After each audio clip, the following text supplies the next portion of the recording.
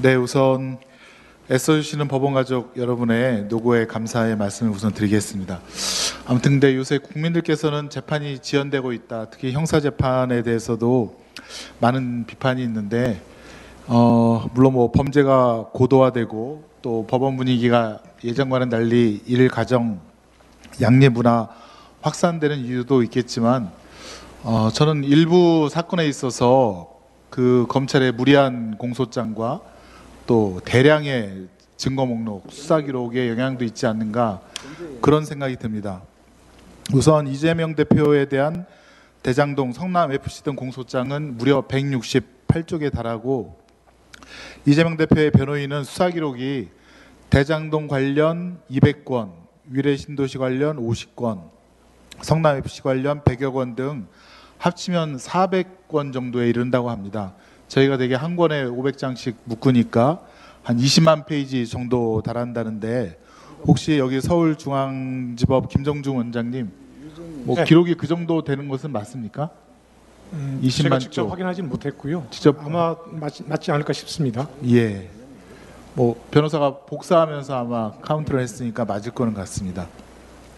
한편 이제 울산 함영 사건 수사라고 해서 검찰에서도 굉장히 그 집중적으로 수사한 사건인데 공소장이 71쪽, 그다음에 처음에 기소했을 때 피고인이 13명인데 검찰이 제출한 증거 기록 역시 10만 쪽이 넘는 것 같습니다.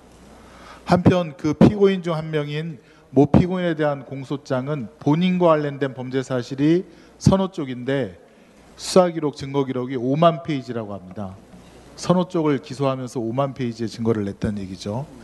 이렇게 많은 양의 자료를 검찰에서 생산해서 법원에 제출하면 판사 입장에서는 일단은 공소장 수백 페이지 그리고 수십만 장의 증거 기록을 다 검토해야 되니 많은 시간이 소요될 것이고 또 그중에는 범죄 사실과 직접 관련 없는 증거 기록들도 있어서 배제를 해야 될 텐데 그걸 검토하다 보면 또 불필요한 예단이 생길 수 있는 그런 부작용이 있다고 보여집니다. 아울러 피고인도 이거 복사할 때도 문제고요. 그 다음에 검찰에서 그렇게 얘기한다 그러더라고요. 공범위 수사 중이므로 증거기록 복사를 못 해주겠다. 그래서 5개월 동안 기소된 후에 증거 목록조차도 못 본 그런 피고인이 있다고 합니다. 당연히 이렇게 수사 기록이 많으니 업무량이 많아서 변호사 비용도 상당히 고액이라서 경제적으로도 굉장히 힘들다고 합니다. 자료 화면 한번 보실까요? 예, 검찰에서 제출한 자료인데요. 검사 증언을 국회에 요구하면서 우리가 예전보다 이만큼 기록이 두꺼워졌다라고 하는 통계 자료입니다. 보시면 검찰 자체에서 생산한 기록이 2014년 2,500만 쪽에서 2020년 3,600만 쪽으로 또 건당 검찰 생산 기록 쪽수도 2014년 13.7쪽에서 2022년 21년 26.3쪽으로 2배가량 증가했습니다. 뭐 여기 계신 법원장님 또 수석부장님 다들 체감하실 겁니다. 기록이 예전보다 상당히 많이 두꺼워졌다. 혹시 중앙지방법원장님 형사 수사 기록 20만 쪽 재판해 보신 적 있습니까? 저는 해본 적 없습니다. 그 캐비넷에 10,000쪽 정도가 들어갈까요?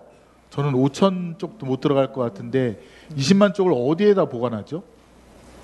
캐비넷에 보관해야 할 텐데 지금 네. 말씀대로 캐비넷 하나에 다 보관이 안 돼서 여러 20만 곳에- 쪽이면 네. 방 하나에도 안 될 텐데요.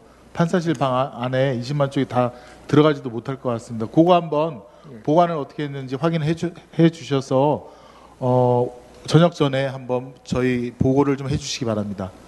근데 이 점에 대해서는 법원의 잘못도 좀 있지 않는가 그런 생각이 듭니다. 자료화면 보실까요? 검찰이 이 많은 자료를 어디서 생산했을까? 압수수색 영장 아니겠습니까? 보시죠. 2011년 9만 5천 건이었는데 지금 2022년 36만 건의 압수수색 영장이 발부됐습니다. 2022년 9월 기준으로 해서 보실까요?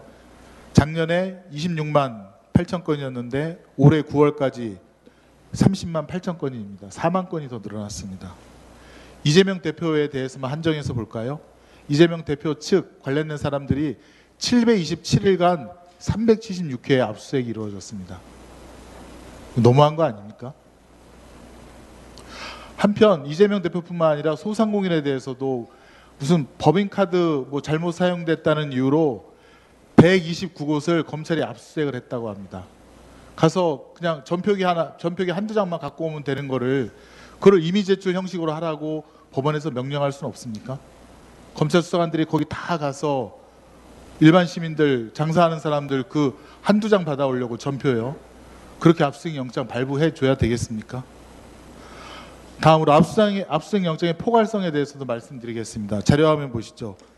A 압수수색 영장과 B 압수수색 영장이 하도 극명하게 비교가 돼서 자료화면으로 만들어 보았습니다. A는 너무나도 포괄적이고 B는 그나마 구체적으로 된 것입니다. A 영장에는 장소와 물건이 포괄적으로 규정되어 있습니다. 수색 장소는 명칭 불문하고 A를 보조하는 사람 또는 사람이 사용하는 사무실, 그다음에 본건 범죄 사실과 관련되어 있는 물건, 본건 범죄 사실과 관련되어 있는 물건, 그걸 누가 판단하죠? 그다음에 물건의 소지자나 기한의 제한도 없습니다. 만약에 A가 대표자라면 그 건물 전체와 관련된 사람들 다 압수수색 대상이 될 수 있습니다. B 영장 보실까요? 사무실 번호가 몇 호라고 특정되어 있습니다. 문서 기한도 언제부터 언제까지라고 기한이 설정되어 있습니다. 사건 발생지에 근무하지 않았던 근무자의 사적 물건은 수색하지 않도록 되어 있습니다. 그래서 압수수색 영장을 보면 영장을 발부한 판사의 수정 문구와 도장이 빼곡하게 기재되어 있습니다. 이 차이가 어디서 나는지 한번 좀 생각해 주시기 바랍니다. 대책에 대해서 한번 같이 고민해 봤으면 좋겠습니다. 우선 공소장 일본주의, 지나치게 긴 공소장에 대해서는 법원에서 좀 형사소송 원칙에 따라서 그 관리 감독을 좀 철저하게 해주십시오. 그 다음에 검사가 증거를 제출할 때 범죄 사실과 필요 없는 것들은 과감하게 증거 불채택을 해주십시오. 무리한 과다한 수사 기록을 내지 못하게 말입니다. 그 다음에 공범이 수사받고 있다는 이유로 5개월 동안 열람 복사조차 증거 목록조차 못 보는 것에 대해서도 그런 것에 제동을 걸어주십시오. 페널티를 주십시오. 형사 소송을 지키면 소송 법칙을 지키면서 형사 재판, 특히 정치적이거나 국민적 관심이 많은 재판이 이루어질 수 있도록 사법부 구성원께서 간단 있게 꼿꼿하게 법과 원칙을 지켜주시면서 재판해 주시면 감사하겠습니다. 네, 혹시 중앙지방법원장님 하실 말씀이 있으면 대답해 주시면 감사하겠습니다. 네, 말씀하시는 대로 법원이 그 수사에 대해서 여러 인권을 지키기 위해서 열심히 노력하시라는 말씀을 알겠습니다. 영장 전담 법관들 그리고 형사 담당 법관들과 지금 말씀하신 내용들에 대해서 한번 간담회든 실무 연기를 통해서 논의도 해보고 고민해 보겠습니다. 네.